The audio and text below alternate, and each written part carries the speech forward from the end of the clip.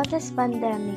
A pandemic is an epidemic of an infectious disease that has spread across a large region, for instance, multiple continents or worldwide, affecting a substantial number of individuals. What caused the pandemic? The reason why pandemic happened was because of coronavirus. It's a large family of viruses that cause illness, ranging from the common cold to more severe diseases. The virus primarily spreads between people through close contact and via aerosols and respiratory droplets that are exhaled when talking, breathing, or otherwise exhaling, as well as those produced from cough or sneeze. How to keep yourself during pandemic? Stay healthy, eat regularly, prioritize sleep, balance your mental intake, and learn to pause for you to be able to check yourself and know if there's something wrong. Getting enough nutrition give us the energy we need to get through the days, think clearly and quickly, and sleep better at night.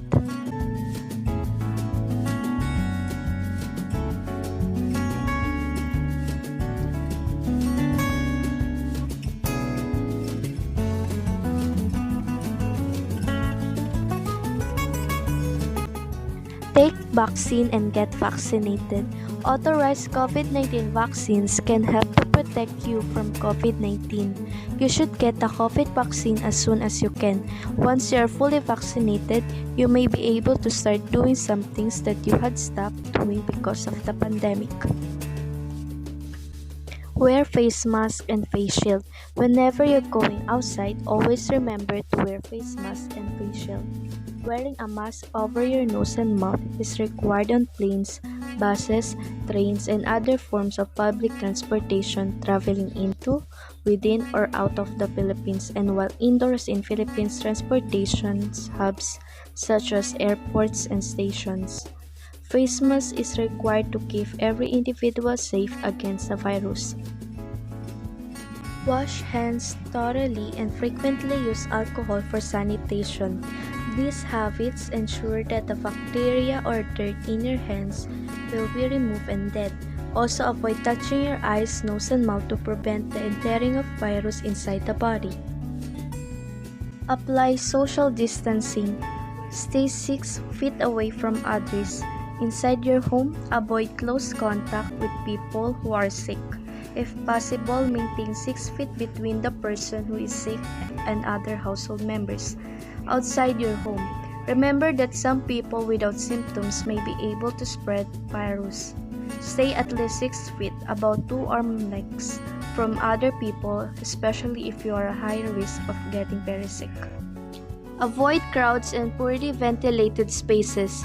Stop the party momentarily, because being in crowded places like restaurants, bars, fitness centers, or movie theaters puts you at a higher risk for COVID-19. Avoid indoor spaces that do not offer fresh air from the outdoors as much as possible. If indoors, bring in fresh air by opening windows and doors if possible. Do the test to prevent infecting others. There are different types of tests to know if you are positive or negative to COVID-19. If you get a positive result, then stay at home and do self-quarantine. If it becomes severe, call your doctor and went to hospital immediately. If you get a negative result, it means that you are free to COVID-19. But even if you're not infected, always obey health protocols for the safety of yourself and the people around you. Cover your nose and mouth when sneezing or coughing. If you are wearing a mask, you can cough or sneeze into your mask. Put a new, clean mask as soon as possible and wash your hands. If you're not wearing a mask, always cover your mouth and nose with a tissue when you cough or sneeze, or use the inside of your elbow and do not spit. Throw used tissues in the trash. Immediately wash your hands with soap and water for at least 20 seconds. If soap and water are not readily available, clean your hands with the hand sanitizer that contains at least 60% alcohol.